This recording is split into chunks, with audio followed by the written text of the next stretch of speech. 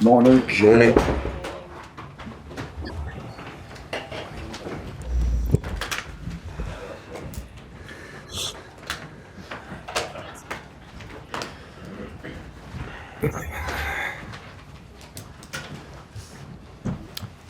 Okay, good morning and thank you for joining us.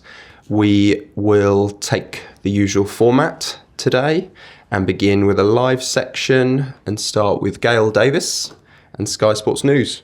Off you go, Gail. Morning. Morning. No knitwear today? No. No Friday knitwear today No, for us? no. No? Were you worried about the heating again?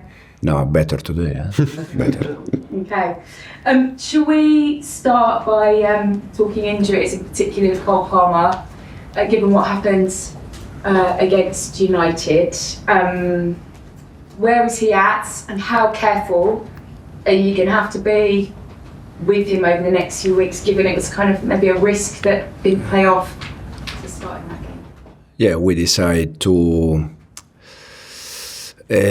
protect a little bit Cole in terms of, don't get worse in his injury. So we decided to, to rest him for the next 2-3 weeks, probably until the international break, just to see if, with that rest, he can be able to recover 100% and to be completely fit after the international break. What's the problem, and is it something that rest will repair, or does he need some sort of, surgery to... No. I don't think he needs surgery. It's just a matter of to manage his pain in his groin. That, with the amount of games, is something that can happen. So this is the reason why we try to be a little bit conservative with him, to give him rest, and hopefully he can be 100% fit after the international break. And everyone else, or who else is at this point ruled out for tomorrow? We have Tosin injury. That probably will be out until the international break. He has a small problem in his calf. And then Wes Fofana, that he had concussion the other day against Lincoln. And the rest, I think they are all okay. Apart from those that are maybe long return, none of those coming back? Romeo and Benoit, they are better. We see if they can join us tomorrow. Otherwise, we'll be for the next one. I know you spent quite a lot of time in the build-up to the Lincoln game talking about your goalkeepers. Do you have any questions to answer, or does Sanchez go straight back in after Jorgensen's performance on Wednesday? No, I think Robert, for a long period, a long time, he was very good with us. The last part of last season, the beginning of the season, it was fantastic. He made a mistake against Man United, recognized that. And I said many times, keeper made mistake. It's like midfielder or defender or striker. It's exactly the same. We are happy with Robert. We are happy with Philip, both of them, and not any problem with Robert. I know that you talk about goalkeepers obviously making mistakes. I think it was 5 that led to goals he made last year. And if you think back to the Brighton game when he had a couple of wobbly moments, do you think he is growing as a keeper? Do you think he is learning from those errors? Absolutely, yes. But if you would expect him not to do what he did against United? No, can happen. Also because it's a quick decision. But as you said, we conceded probably 5 goals because of Robert's mistake. But how many goals we avoid because of Robert's save? I think many. So not any problem. Thanks, Gail. Sorry, just a quick Last one, Gail. Sorry. Soraya? Hi. I want to talk about Enzo Fernandez. In his last 65 games that he's been physically fit and available for the club, he's only missed about 5. So he's played a lot. He played through his hernia issue. He's been covering physically more ground on the pitch than any other Chelsea player. All of this, of course, impacts his level, his form. There could be dips. Is it a viable option for you right now when you want to win games to bench him and play Santos, or to play him in that different, deeper role where he can actually dictate play? Enzo can play in different position for us. He can play as a 6 or he can play as attacking midfielder. We use him probably 90% of our games as attacking midfielder. I think he's very good in that position. The reason why he can have some good moment or bad moment is probably because the amount of games. I said many times that for any players, not just for Enzo, but for any players, it's impossible to think that you can play 45 games or 64 games we play that season all at the same level. It's normal that you drop in some games, but we are very, very happy with Enzo. Yeah, so just to go back to that quickly, you think it's best to play him through maybe bad periods of form to get him back again rather than rest? No, it can depends a little bit. Depends a little bit what do we think from the game plan. But Enzo for us is an important player, and we try to use as much as we can him. You as the manager, you obviously see everything we don't, the training sessions, the realistic conversations you have to have. You rightly so like to protect the young players and not put them up for criticism before they're ready. You mentioned Marc Guiu needed to work on some more things, but obviously if he plays and presses up front, João Pedro, who's amazing, can play in his best second striker role. So what exactly, just to give a little bit of insight, does he need to improve on? First of all, it's the balance of the game, the balance of the team that it's important. Sometimes you can allow yourself to play with 2 strikers, sometimes not. Marc is working well, and for sure he is going to get some chances. And just lastly, with Palmer injured, who are your direct replacements to be creative and build up your Esteval, Enzo, Pedro? Who's more realistic for you? Yeah, Buonanotte the other day also, he can play in that position. In the Premier League? In general. But depends a little bit the game, the other team, the way they defend. Depends a little bit.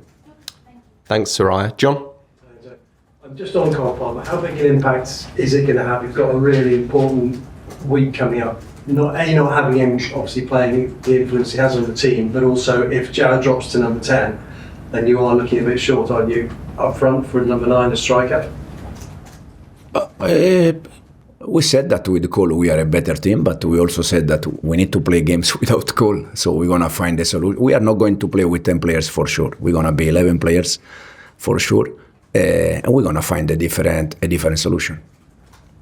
I mean, do you see Tyrique George as the number 9 in that position? Is that his best position? Listen. Last year we had in the same game Nicholas Jackson and Marc Guiu injury, and we start to play with Pedro Neto as a 9. So we try to find solution. Now Ty is helping us as a 9, knowing that his position is a winger, is not a 9, but he is playing there. He is doing some good things, like the other day scored the goals, and we see we're gonna find solution. How important is it this next week to maybe define the direction that you're heading in as a group, given the games you've got coming up, Brighton, Benfica, and then obviously Liverpool, the next one as well? I think it's a bit early to think, that next week define a little bit the season. We are not even in October, so it's for me it's quite early. For sure, we need to continue to grow, continue to improve. That I said many times is the main things for me as a manager. I just one about Fabian Hurzeler. I know this time last year when you played Brighton, you didn't really want to talk about him. What is the relationship between the two of you? No, I think Fabian is doing a fantastic job since last season, since joined the club. The club is, the team is doing well. They are winning games. So it's just, he's doing well. Thanks, John. Simon? Enzo, just double checking, is Fofana out tomorrow with concussion? Mm-hmm. So you're a bit short of centre-backs. One, does this give you an opportunity to play Acheampong? And secondly, is there any sort of thought in your mind to actually give Axel Disasi a tap on the shoulder and say, come over, we kind of need you? No, I already showed trust and confidence on Josh Acheampong last year when he played games in a row in the Premier League, having central defender available. Because last year, if you remember, when we played Josh Acheampong away against Palace, at home against Bournemouth.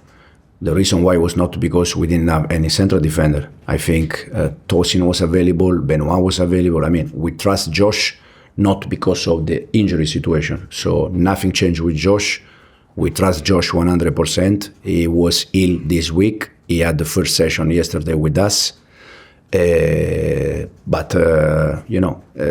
Part of my job is also to find solution when we have some problems in terms of numbers.